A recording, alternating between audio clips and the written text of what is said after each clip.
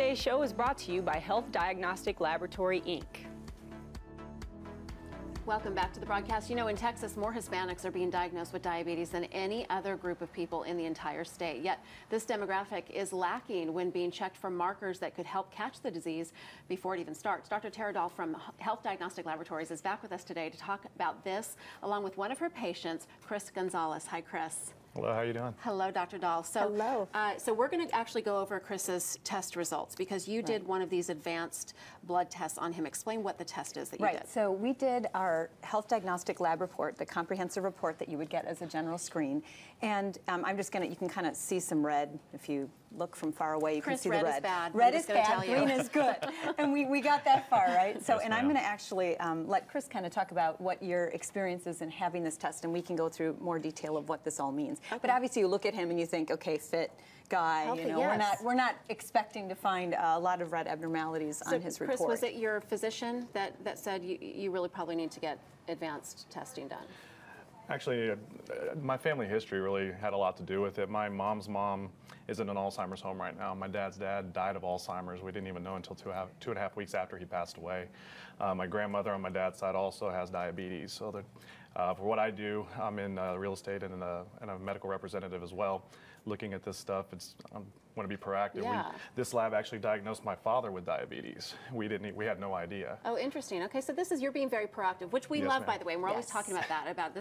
You do have control over your health. You absolutely do. And this is one of the steps that's so important, is to be proactive with the testing. So are we ready to kind of go over what you found? Sure. So, and the key here is prevention, right? So the thing is, it's not, when you see reds like this, it's not something that's, you know, hopeless and depressing, right? I mean, this is empowering, because now he knows, okay, there's a family history.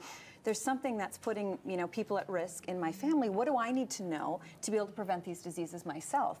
And as you can tell here, there's a lot of things that really popped out here on this advanced panel. And a lot of times when we do traditional testing looking for blood sugar abnormalities, for example, I mean, you've got a family history of diabetes, so we worry, well, is blood sugars normal?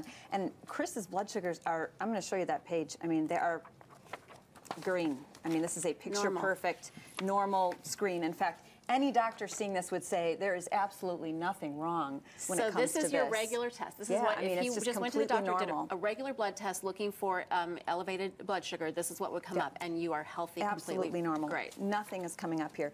But when we look at the advanced testing that we've been talking about for many weeks now, his particle concentration, those are those balls we always talk about. It's most of those atherogenic particles you have, the more risk you are. That number should be under 1,000. Chris's are at 2,400. Wow. And actually, the last time we did the test, they were at 2,000. So we've gone up 400 points, and I asked you what you thought was going on. And I'm not so sure the answer was a good one. You want to hear what he said? Yeah.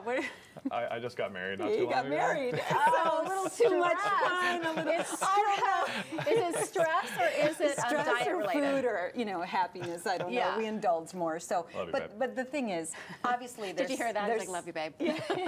Obviously, there's genetics here that are pretty serious and concern me, and definitely not all brought on by diet. But you know, we talk about your culture being, you know, Hispanic. When you think about the kind of food that you eat just culturally that everybody eats, you know, what kind of food is it? I mean, tell me what you eat, because... Ooh. I'm a San Antonio native, so yeah, I love our Tex-Mex food is tortillas. I say the marriage thing because we do, my strawberry cake intake has gone up a lot here in the past 2 months of marriage. And after doing this lab... High fructose corn syrup, corn tortillas, flour tortillas. Yeah. That's all sort of setting up for diabetes, lots of sugar. Because we're getting lots of culturally insulin pumping through his veins, right? Absolutely. And we also know that there's this significant prevalence of diabetes in the Hispanic community that we know has been true, and there's probably some genetic component to that, as well as, you know, certainly diet, just culturally what you tend to eat is also contributing. So we really have to just be paying attention to that. Also, you know, see on this panel, you know, other elements of inflammation and other things. And, you know, we can see there's that genetic component with some of the additional tests that we do. The sterile tests are abnormal, too. So there's things that definitely we can do at this point to be able to address this. So what are some of the top things that you would recommend to Chris to bring these numbers, get these numbers moving the other way? Right. The first thing I would recommend is that you pay attention to how much sugar is coming into your diet. And sugar, not just in the form of sugar like the strawberry cake is obvious, right?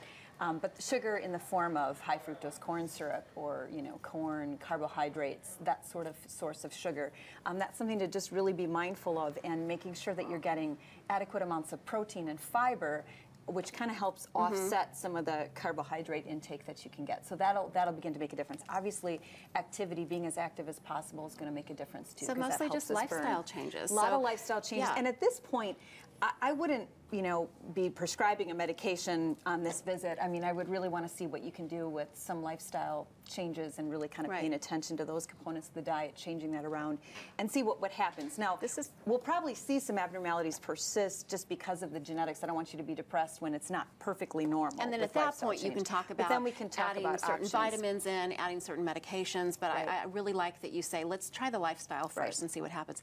These tests are so important. Aren't you glad you had it done? I am very much. Yeah, okay. You can talk to your doctor if you're interested in getting the HDL test. We will have Dr. Dahl and her colleagues back with us every Tuesday to learn more about how their test can help you and your family. And you can get more information about the Health Diagnostic Laboratory by going to their website. It's hdlabinc.com. You can also call them at the number right there on your screen, 877-4HD-LABS.